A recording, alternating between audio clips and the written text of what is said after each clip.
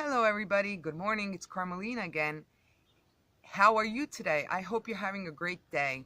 Well, today I want to talk about the stages that you go through during a relationship with a narcissist.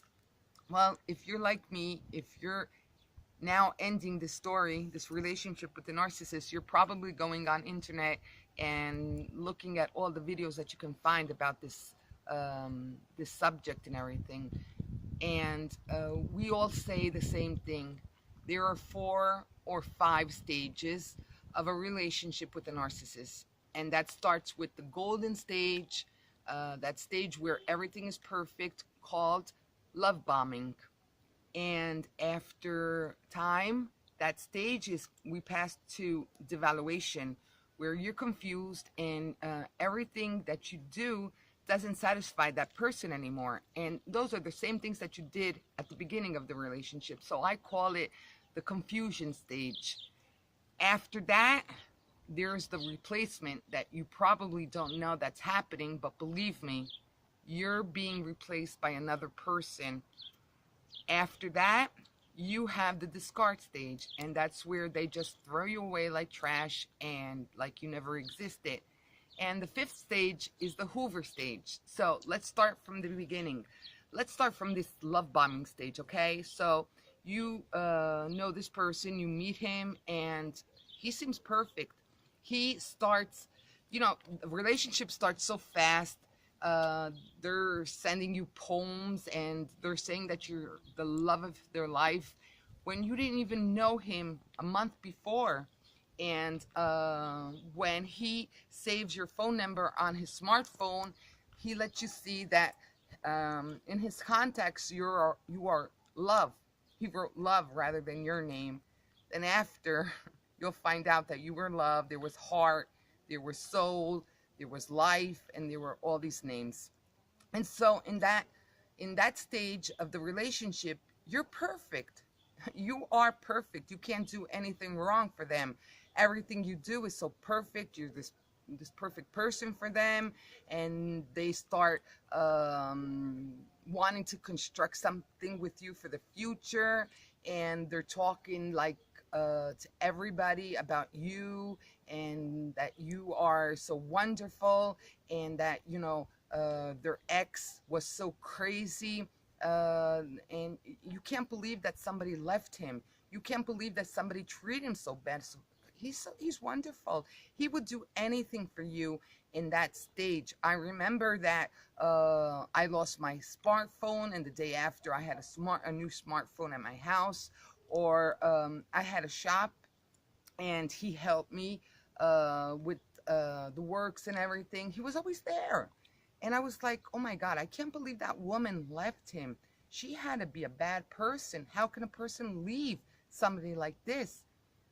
Then all of a sudden, everything was wrong with me. So that's the devaluation stage, which I called the most confusing part of the relationship, because you really don't understand what happened. The day before I was his soulmate, and the day after he started criticizing so many things, like, oh, I don't know, my hair, or the way I talked, or I didn't do this good, or I didn't do that good. So I tried to improve myself to make him happy. So everything that I thought that could have annoyed him in my behavior, I tried to take it away and just be exactly the woman that he wanted to be, that he wanted me to be, sorry. But even then, he always had something to say, and I couldn't understand that, and I was so confused, and I thought it was my fault. I said, okay, maybe if I did this, or maybe if I didn't say that, maybe he wouldn't get annoyed. And believe me, he never really got mad or angry or start yelling or something. I just felt this detachment between us. He was going away. He was detaching from me, and I could have done anything in that stage. He wouldn't care, and I did so much. I helped him so many times, and it was like, okay, I didn't do anything. Or I remember he was going through a bad financial stage of his life, and so when we used to go out for dinner or anything. I knew that he couldn't afford that, but that wasn't a problem for me. So I didn't care who paid. And I was always there for anything. I knew that he loved seafood, and I knew that he loved spas, beauty spas and everything. And for his birthday, I gave him this coupon that he could go to the spa and have massage and all these things. But it was like I didn't do anything, so it wasn't so great. He wasn't, he was happy for those 5 minutes, like, those kids that you buy them a new toy, and after they played for it for 10 minutes, it's over.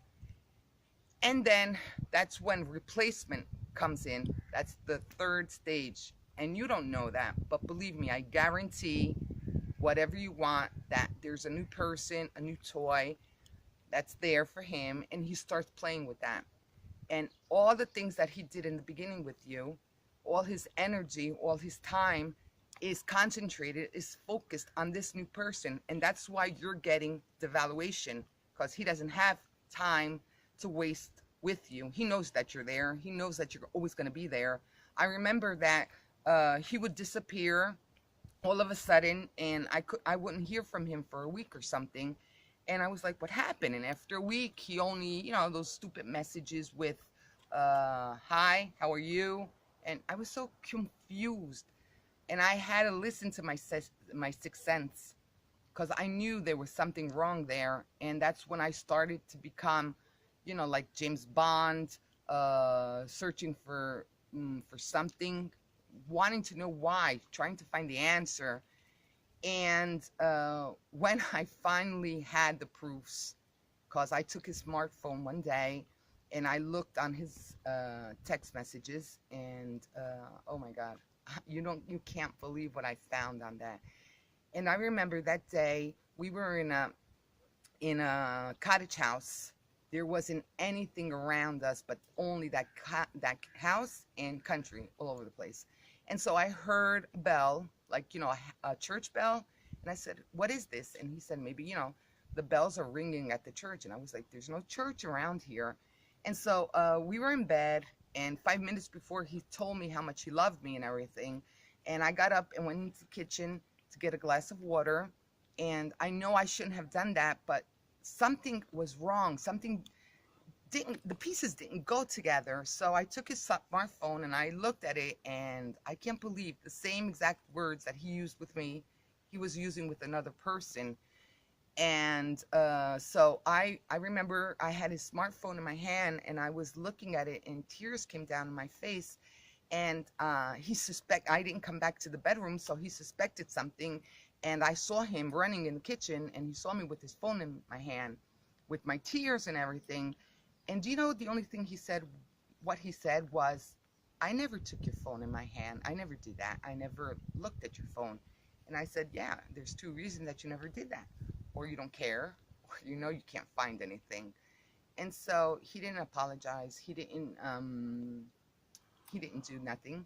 And in that moment, that's when the discard came. So the day after, I was nothing. I was a trash. And the only thing that I got was the day after, a smile, those emotional face with a smile. And I was like, is he kidding me? And this was like 3 years ago. And I was devastated. I was so sad. And this happened in June. And I remember that I couldn't even breathe anymore. So in August, I called him. I know I don't recommend that. Don't do that. And I called him, and I told him that I missed him so much. And I just missed him. And I was going on vacation. And so I had to leave the day after. And during my vacation, he sent me 2 or 3 texts. And that's it. He just disappeared, went away, and went to this new person. That, believe me, she's not lucky. She's not lucky, because even if he was with her and he did so many things for her, and I was like, oh my God, I can't believe that. He's treating her so well. But what happened? The hoovering comes back. He comes back with an excuse, a so stupid excuse. And at the beginning, I thought, oh my God, maybe he really misses me. Maybe he thinks of me. Maybe he knows that he made a big mistake leaving me. And so this happened last year. So I loaned him a big amount of money. And so, you know, the story was over, and I asked him if he can please give me my money back. And he said, yeah. And so last year, he said, I have your money. Can you come here and I'll give it to you? And, oh, before this, we were texting ourselves like nothing ever happened. He was so nice to me, asking me how my life was going, what I have done in the past year and everything. So I was sure that he really missed me. But when I got there for the money, we were talking about everything, and, you know, time went by, and he had to give me like 3,000 euros, and rather he just took out 100 or 200. And so I was looking at him, and he said, this is what I have, so start taking this. And I was like, and next week I'm gonna give you the rest. But I said, okay, when it's next week, you can give me all of it. And so he told me, you're so beautiful. Well, to make it short, we had sex that day, and I thought that everything was gonna go on like the last time, like everything was gonna start again, that he realized that I was the woman of his life.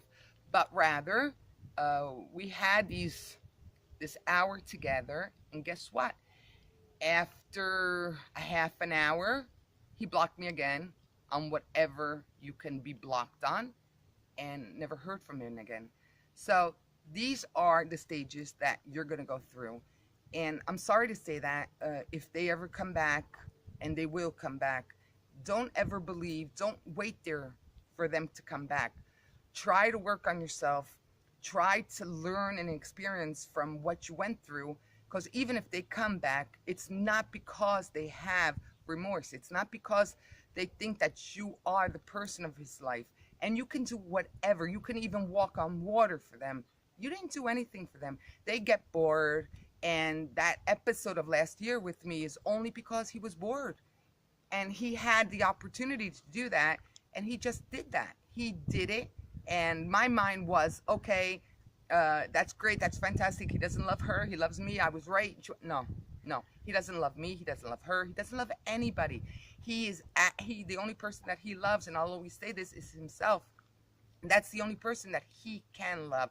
So he takes anything that you can give to them, and in the moment that they got it, they'll go away. Oh, and another thing, that week passed by, a year passed by, and I never got my money any more back. So I let go of the money too, because that was only an excuse to hear him. It was only an excuse to get in contact with him. So I let that thought go, and I lost it. I lost all my money, and it's okay. It's okay, because even if I lost that, I gained my health, I gained my sanity, I gained a whole lot of things. So believe me, stay away from those people. If you can discard them before they discard you, it's better. And we'll see each other the next day. If you have questions, if you want to comment, if you're going through that, believe me, you're not alone. Like I always say, I went through that, and I'm out of that, and I'm happy that I'm finally free. Wait, goodbye and have a nice day.